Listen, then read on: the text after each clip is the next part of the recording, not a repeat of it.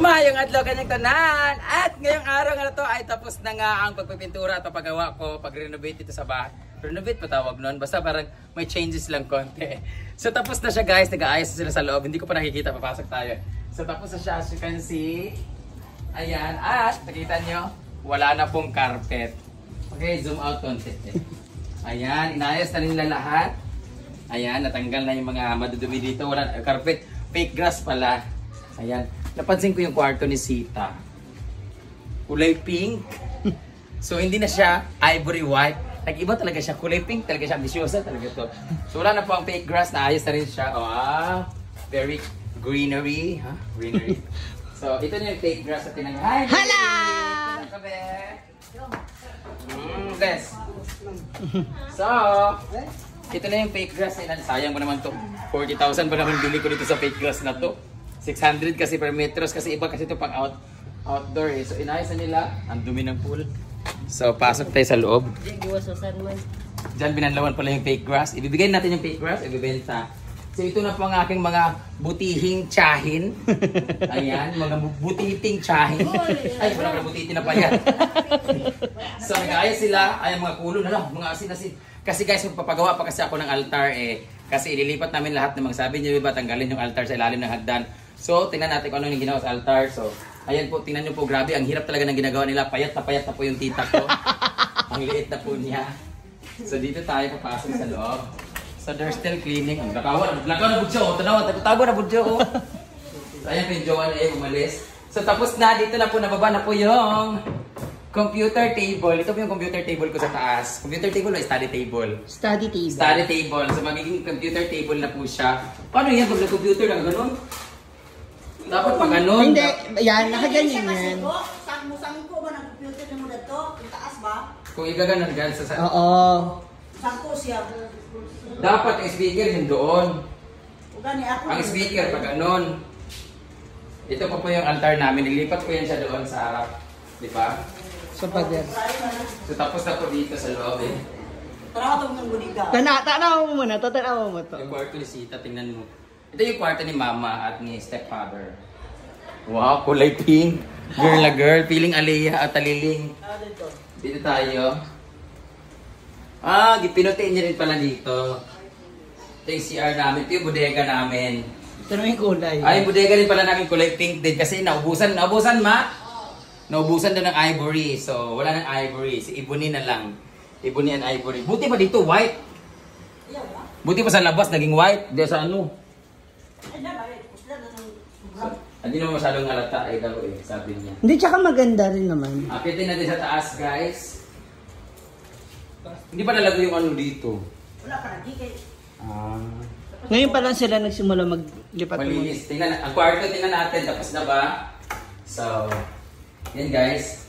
Wala na, tapos na ang aming ang paglilinis. Natapos din siya sa wakas. Natapos din siya. Sabay-sabay natapos. Tapos na po yung bahay nila ni Gimo. Tapos na po yung dito sa bahay.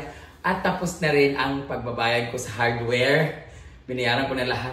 At tapos na rin ang aming solar. Thank you so much, Lord. Naubos na po ang ipon ko. Magtsatsaga na naman ako. So natapos na lahat. Ang pag-iipunan ko na naman ngayon ay ang aming swimming pool. So dito naman tayo sa loob. Uy! Wala pa po, nilaban pa po yung kubre kama. So dito pa rin po yung kama. Ayan, dito naman sa kabila. Dito natutulog ang aking bunsong kapatid si Cara. Dito yung cellphone niya. Ayan. So far, tapos na siya guys. Meron pa pala akong next project, hindi pa pala tapos. Ay? Naglalambing pala yung kapatid ko si Dimbo, tsaka yung asawa niya si Donna. Nang? Pinturahan din sa kanila. Pero ang maganda rin sa kanila kasi natapos na siyang i-skim coat. Tsaka first base. Hindi ko alam ba sa skim coat yung parang nilinis na siya, meron na siyang white. So, pipinturahan na lang ang kulang sa kanya. So, pintura lang. At ito magagamit na rin to sa pool. Kasama to sa plano ko sa pool, ilalagay doon. May dalawang, basta makikita niyo po yung ano ko. So, tapos na siya lahat guys. Linis na lang ang kulang sa mga dito, tapos lalagay ng kortina, no? Yung blinds na lang na di ganun. Ayo, po gusto ko yung kortina pa rin na black.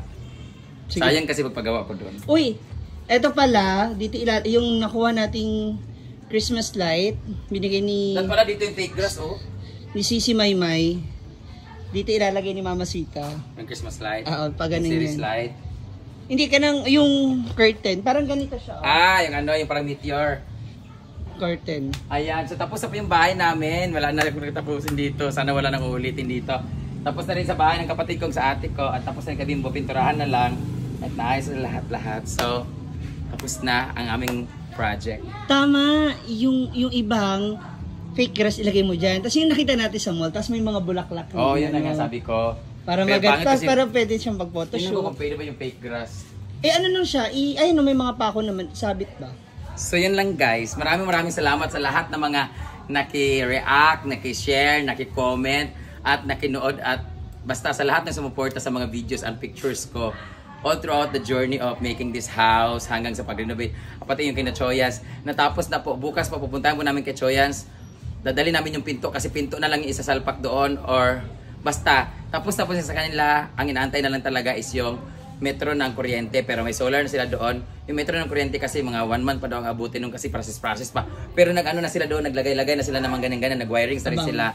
Ayan. So naglilipat pa sila ng gamit, mag-housewarming na po kami doon. Tapos na rin yung solar sa bahay. So maraming salamat sa lahat talaga ng sumusuporta guys, kasi doon ko lang talaga kinukuha yung mga pambayad sa lahat. So at least ngayon natapos na lahat yung bayarin ko sa hardware.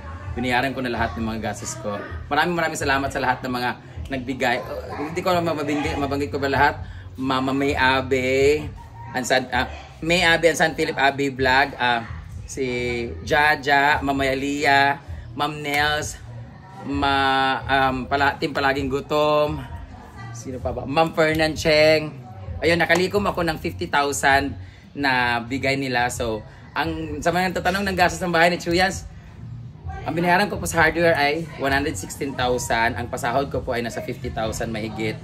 So, sa mga 6 na linggo yata o 5 linggo. Yun. So, yun ang binayaran ko. Sa mga 170 siguro guys. Minus sa maghatag na bigay ng 50,000. Sa mga 120,000 yung nagastos ko sa bahay ni Chuyans. But, kahit pa paano, bumabalik naman konti yung mga posts ko sa kanya, mga videos and vlogs. So, kahit pa paano. So, gift ko na lang din yun. So, thank you so much for watching guys. Maraming salamat. And next pang ipapagawa ko po ay ang mukha ni Oyong guys.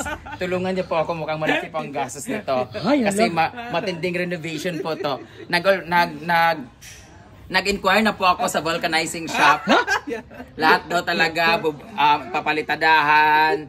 Kasi flat tire na po yung iba. Tapos grabe yung dumi kasi. Tapos kailangan kasi i-vacuum lahat. Thank you so much for watching guys. Maraming salamat. Bye bye.